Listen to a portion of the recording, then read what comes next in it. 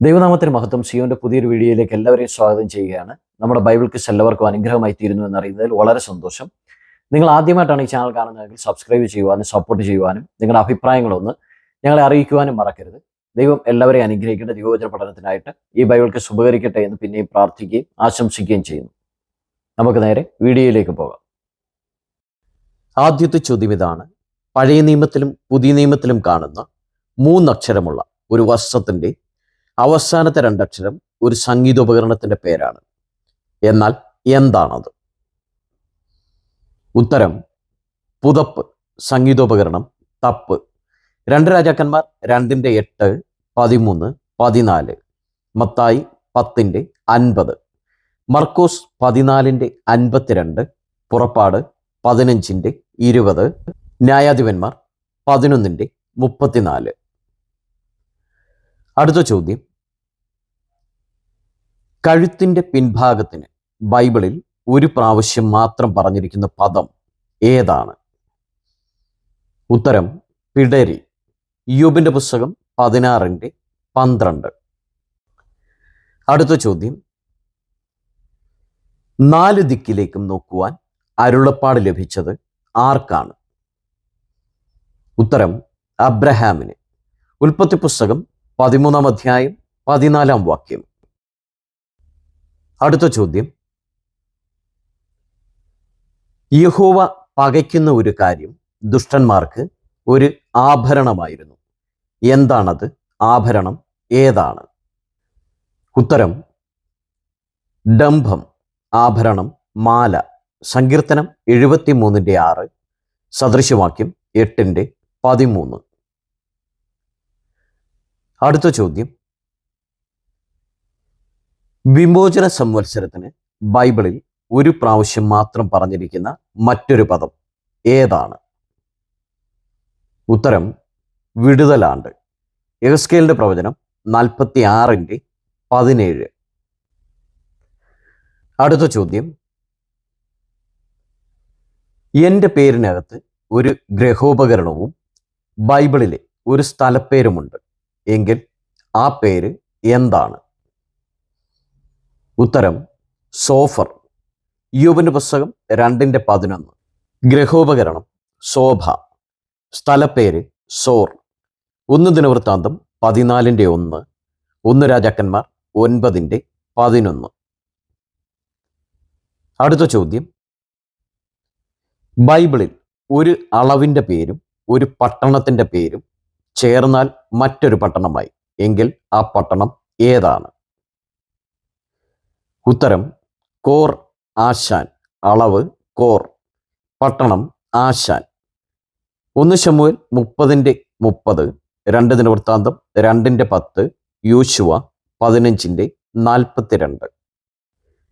അടുത്ത ചോദ്യം: എറിഞ്ഞു കൊള്ളിക്കാൻ ഉപയോഗിക്കുന്ന ഒരിനം കുന്തത്തിന് പറയുന്ന പേര്. ഈ ഉപകരണം മീൻ പിടിക്കാനും ഉപയോഗിക്കുന്നു. എന്നാൽ എന്താണ്? ഉത്തരം: ചാട്ടുളി. ഇയ്യോബിന്റെ പുസ്തകം 41:7. അടുത്ത ചോദ്യം: ബൈബിളിൽ നിരവധി പ്രാവശ്യം ഈ പദമുണ്ടെങ്കിലും ഒരു പുസ്തകത്തിലെ ഒരധ്യായത്തിൽ 40-ലധികം പ്രാവശ്യം ഈ വാക്ക് കാണുന്നു. ഇതിൻ്റെ അർത്ഥം പുതിയ നിയമത്തിലുണ്ട്. എന്താണത്? പുസ്തകവും അധ്യായവും ഏത്? അർത്ഥം എന്താണ്? ഉത്തരം: വഴിപാട്. പുസ്തകം സംഖ്യ, അധ്യായം 7, അർത്ഥം കുർബാൻ. മർക്കോസ് 7-ാം അധ്യായം 11-ാം വാക്യം. അടുത്ത ചോദ്യം: ആത്മാവിൻ്റെ ഫലങ്ങളിലെ ഒന്നാണിത്. ഒരു അപ്പോസ്തലൻ ഒരു വ്യക്തിയോട് 3 കാര്യങ്ങളെക്കുറിച്ച് സംസാരിക്കുന്ന കൂട്ടത്തിൽ ഇതിനെക്കുറിച്ചും പറഞ്ഞിട്ടുണ്ട് എങ്കിൽ എന്താണത്? ഉത്തരം: ഇന്ദ്രിയ ജയം. ഗലാത്യർ 5:23. അപ്പോസ്തലൻ പൗലോസ്. വ്യക്തി ഫെലിക്സ്. 3 കാര്യങ്ങൾ: നീതി, ഇന്ദ്രിയ ജയം, വരുവാനുള്ള ന്യായവിധി. അപ്പോസ്തല പ്രവൃത്തി 24:25 വാക്യങ്ങൾ. അടുത്ത ചോദ്യം: 2 ഭക്ഷ്യവസ്തുക്കൾ ഒരു രാജാവ് ഇവ കൊണ്ടുവന്നിട്ടുണ്ട്. ദേശാധിപതികൾ ഒരു ലോഹത്തിന്റെ കൂടെ ഇവയും വാങ്ങിയിട്ടുണ്ട്. പുതിയ നിയമത്തിൽ ഒരു വ്യക്തി ഇവ ഭക്ഷിച്ചില്ല. എന്താണിവ? ഉത്തരം അപ്പവും വീഞ്ഞും. രാജാവ് മൽക്കീസദേക്ക്. ഉൽപ്പത്തി 14:18. ലോഹം വെള്ളി. നെഹമ്യാവ് 5:15. പുതിയ നിയമത്തിൽ ഭക്ഷിക്കാതിരുന്നത് യോഹന്നാൻ സ്നാപകൻ. ലൂക്കോസിന്റെ സുവിശേഷം 7-ാം അധ്യായം 33-ാം വാക്യം. അടുത്ത ചോദ്യം, പുതിയ നിയമത്തിലെ ഒരു സ്ത്രീയുടെ പേരിനകത്ത് ഉൽപ്പത്തി പുസ്തകത്തിൽ പറഞ്ഞിരിക്കുന്ന ഒരു സ്ത്രീയുടെ പേരുണ്ട്. ആ 2 സ്ത്രീകൾ ആരെല്ലാമാണ്?